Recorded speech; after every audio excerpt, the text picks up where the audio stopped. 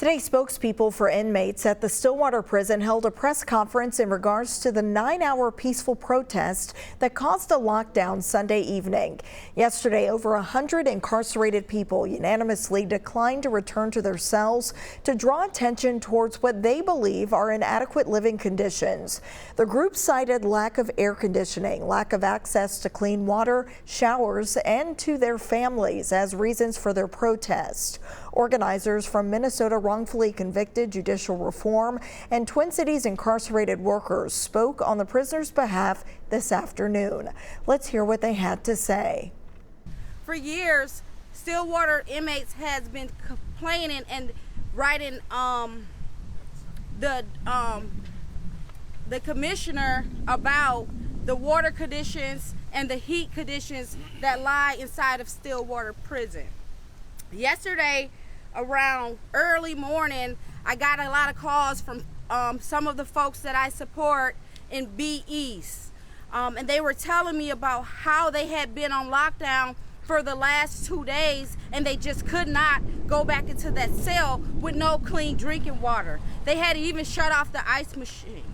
I want to let you guys know that the way that the guys have water is they take the ice from the ice machine and they take a sock and put it over a cup and they filter the ice water to try to collect some of the contaminations that's running through the pipes. This building here is 109 years old. Wow. We cannot leave our pets in a car in these type of heats. We cannot leave our pets without water, a water source. We all will be charged with a crime. Why isn't the Department of Correction being charged with a crime of being inhumane of the treatment that is being caused right here in this prison? And we heard a lot about staffing yesterday, how it's creating a crisis in our prisons. And that is the case. We have a staffing crisis in every prison in Minnesota. We have modified lockdowns becoming the new normal in every prison in Minnesota, and that is a humanitarian crisis. What they're not telling you, though, is that the Department of Corrections and the Commissioner Paul Schnell has the authority to release more low-risk people today that are in this prison today. Wow. There are over 1,400 people who are low risk according to the Department of Corrections and qualify for the work release program. There is 1,245 people in this prison today. Wow. So if we have a staffing crisis, you can address the staffing crisis by letting people home for good. If you're not gonna do that, you can shut down these prisons that are 100 years old, that have asbestos and lead in a whole unit, so A-West is not even in use right now.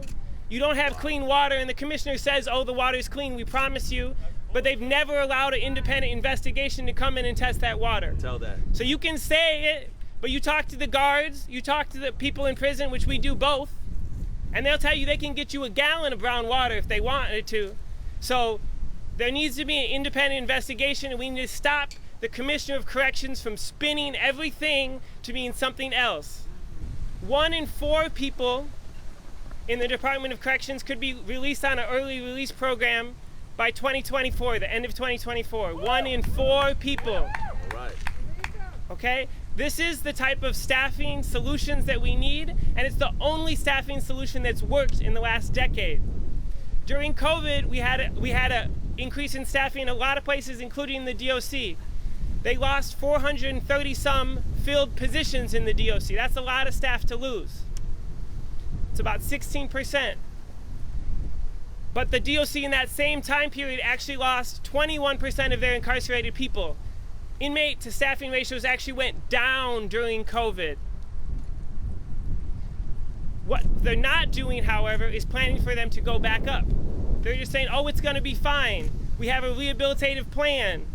But if you can't do it today, if you can't start instituting the things that are going to get people home, and you just plan for the prison population to go up, it's going to be a disaster. And we already have people in prison who are standing up very peacefully, very respectfully, and doing what they have to do, because the grievance system is a joke. There's no way for people to express concerns in this whole system. There's no way that people in prison are actually listened to. And so they have to do the extreme and risk their lives and risk segregation and risk SWAT teams coming in and doing who knows what to say, you shouldn't put us in 100-degree rooms.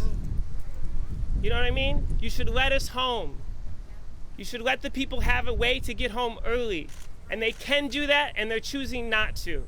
I advocate, of course, for those that are incarcerated in Minnesota jails. But today, I came out to stand in solidarity with my brothers and sisters who are going through what they are going through in this prison and in prisons all around the state of Minnesota. And as my brother David said, let us be the first state to end incarceration. Mass incarceration, excuse me. Enough is enough. We have seen the treatment that incarcerated people have gone through year after year after year. And enough is enough, and we want to put an end to it. And we are here standing in solidarity with every incarcerated person in a Minnesota jail and in Minnesota prisons. More power, all power to the people. All power to the people. What do we want? Justice! When do we want it? Now! What do we want? Justice! When do we want it? Now! Keep watching CBS News Minnesota for continuing coverage.